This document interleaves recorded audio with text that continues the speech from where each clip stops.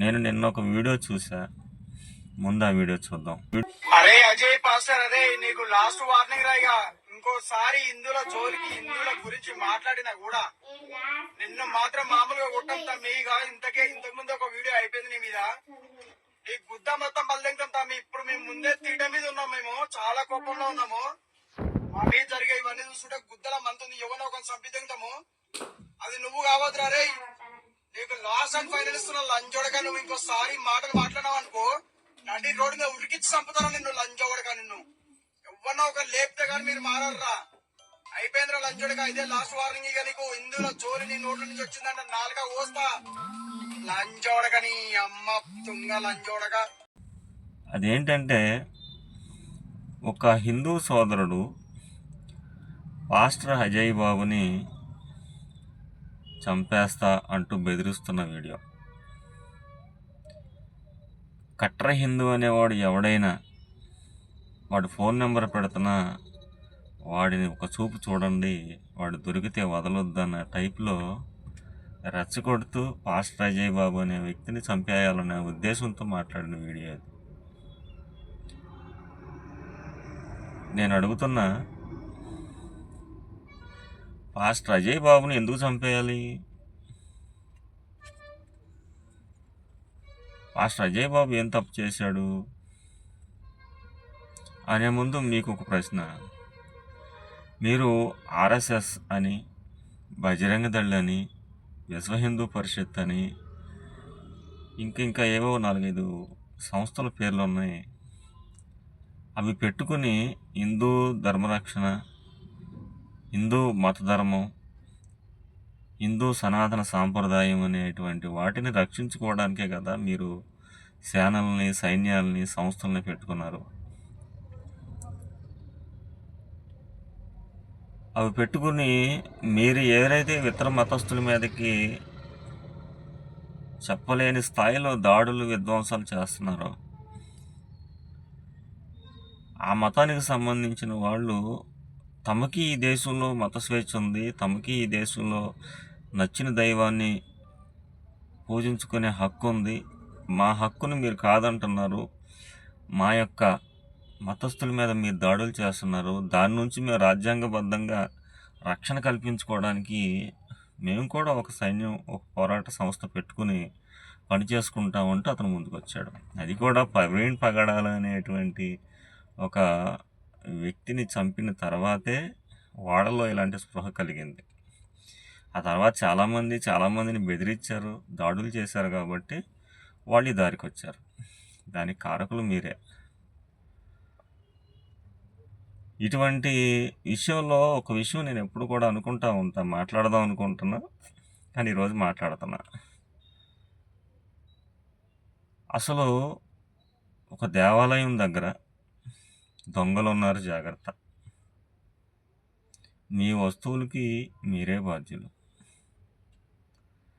అని బోర్డులు పెట్టడం, లేదు ఆ దేవాలయాల్లో నిఘాకి సంబంధించి సీసీ కెమెరాలు పెట్టడం.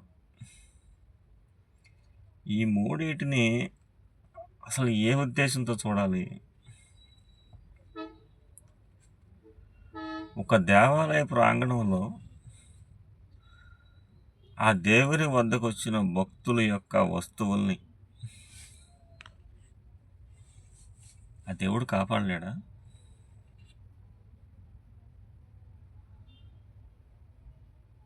ఆ భక్తుల్ని ఆ దేవాలయ ప్రాంగణంలో కాపాడలేని దేవుడు ఇంకా బయట కాపాడతాడా అని నాకు పెద్ద సందేహం. ఇది ఇంతకుముందు కూడా కొంతమంది అడిగి ఉండొచ్చు, రాసి ఉండొచ్చు, మాట్లాడి ఉండొచ్చు, కానీ నేను కూడా మాట్లాడితే బాగుంటుందని నేను మాట్లాడుతున్నాను. ఈ దేవాలయాల దగ్గర ఇలాంటి ప్రొటెక్షన్ మీకు వస్తువులకు మీరే అని చెప్పడానికి, ఇంకా దేవాలయానికి వాళ్ళు రావడానికి అర్థం ఉందా? అసలు ఎందుకు ఇంకా అడిగి వెళ్ళటం అనేది కూడా ఒక పెద్ద సందేహంగా ఉంటుంది నాకు ఎప్పుడు. పోని దేవుడు ఇటువంటి చిన్న చిన్న విషయాలకి స్పందిస్తాడా? అవి మనమే చూసుకోవాలి. దేవుడు చేసే కార్యాలు చాలా పెద్ద స్థాయిలో ఉంటాయి అని అంటే గనక నేను మీకు ఒక సలహా చెప్పదలుచుకున్నా. ఆర్ఎస్ఎస్ నుంచి, బజరంగ దళ్ నుంచి, ఇంకా ఉన్నటువంటి హిందూ ధర్మరక్షణ సంఘాల గురించి మాట్లాడదలుచుకున్నా. మీరందరూ కూడా ఏదైనా మీ దేవుడికి సేవ చేయాలని ఉంటే, మీ ధర్మాన్ని కాపాడుకోవాలని ఉంటే,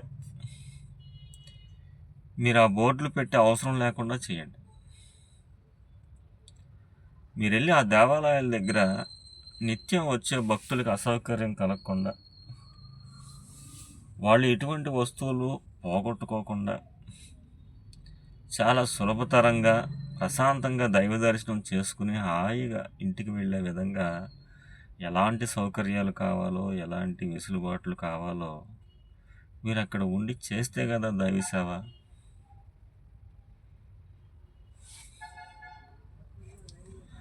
అలా చేయాలి. అదే ఆ ధర్మం పేరిట పెట్టుకున్నటువంటి సంస్థకి ఆ ధర్మాన్ని కాపాడేటువంటి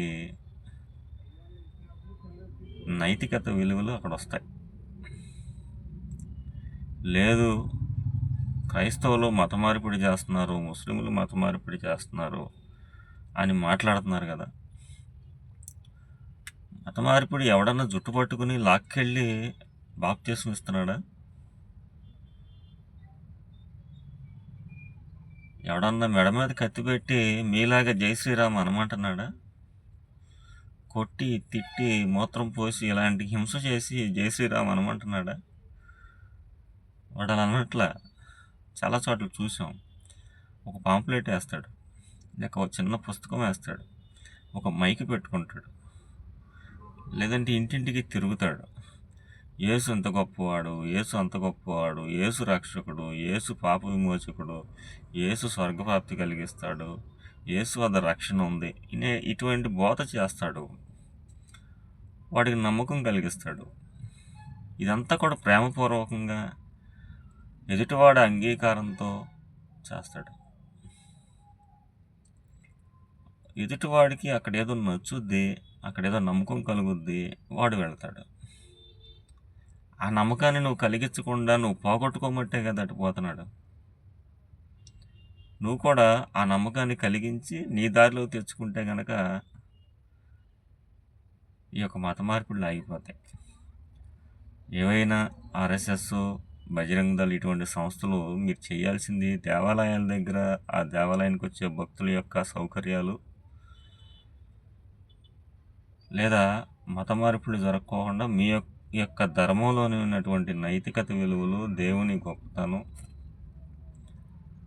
అటువంటి మీరు కూడా అలాగే చెప్పి వారి యొక్క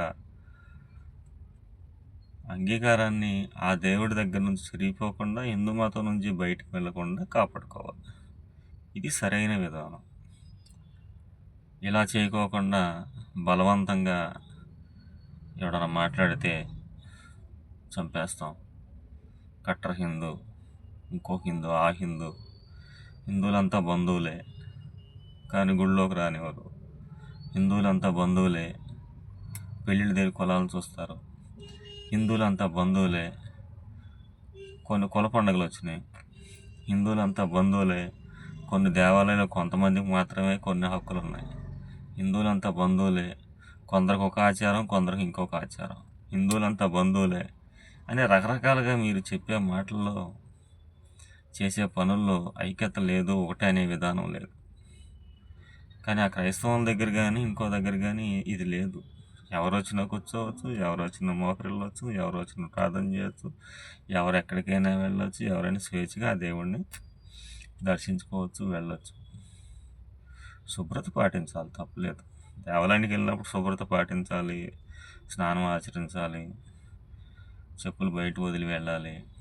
ఇలాంటివన్నీ కొన్ని మినిమం ఆ శుభ్రత కోసం, మంచి వాతావరణం కోసం ఖచ్చితంగా నియమాలు ఉంటాయి. కానీ గర్భగుడి దగ్గర మతాలు, గర్భగుడి దగ్గర కులాలు ఇలాంటివి తీసుకొచ్చి చెత్త చేసుకున్నది మీరే. కొందరు దూరం వెళ్ళిపోవడానికి కారణం మీరే. మళ్ళీ ఇవాళ వచ్చి నిధులు మాట్లాడేది మీరే.